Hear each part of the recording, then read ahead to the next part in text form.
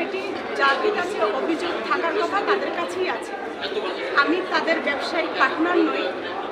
আহ্বায়ক মহোদয় আমার রাজনৈতিক সহযোদ্ধা। সেক্ষেত্রে রাজনৈতিক কোনো বিষয় হলে নিশ্চয়ই আপনাদের সাথে আমি কথা বলবো।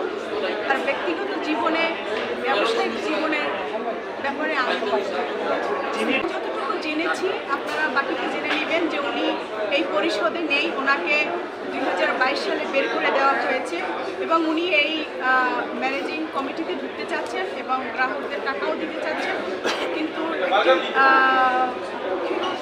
কিছু লোকজন ক্ষমতাকে তারা আঁকড়ে রেখেছেন, তাকে ঢুকতে দিচ্ছেন না বলে এবং এটি সমাধান করতে চাচ্ছেন না। গভর্নমেন্ট যেহেতু সব কিছু প্রয়োগ করে নিয়েছেন, এটা আদালতের কাছে, রাষ্ট্রের কাছে সব কিছু জামানত আছে, নিশ্চয়ই দুদক সেটি উচ্চ। দেখুন, প্রত্যেকই পারিবারিক একটি রাজনৈতিক আইডেন্টিটি গ্রহণ করে।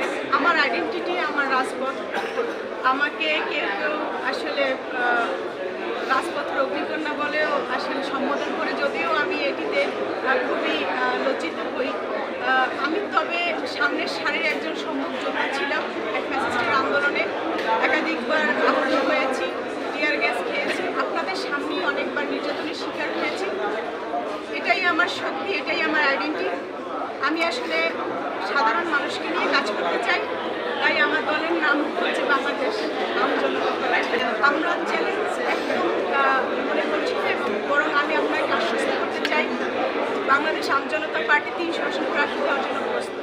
সেটা যদি আগামী 3 মাসের মধ্যে হয় তাহলে আমরা বিভিন্ন সেল করে দিয়েছি। আয়োজক সেল রয়েছে, তারপরে আমন্ত্রণ সেল রয়েছে, তারা দায়িত্ব নিয়ে তারা দাওয়াত দিয়েছিলেন। সবারই আজকে একটা ওয়ার্কিং ডেজ, সেক্ষেত্রে কি আসবে কি আসবে না, কার কাজ আছে সেটা তাদের ব্যাপার। আমরা সকল সম্মানিত রাজনৈতিক ব্যক্তিত্ব, সাংবাদিকবৃন্দ এবং অন্যান্য সকল সিভিল সোসাইটিকে দাওয়াত পৌঁছে দিয়েছি।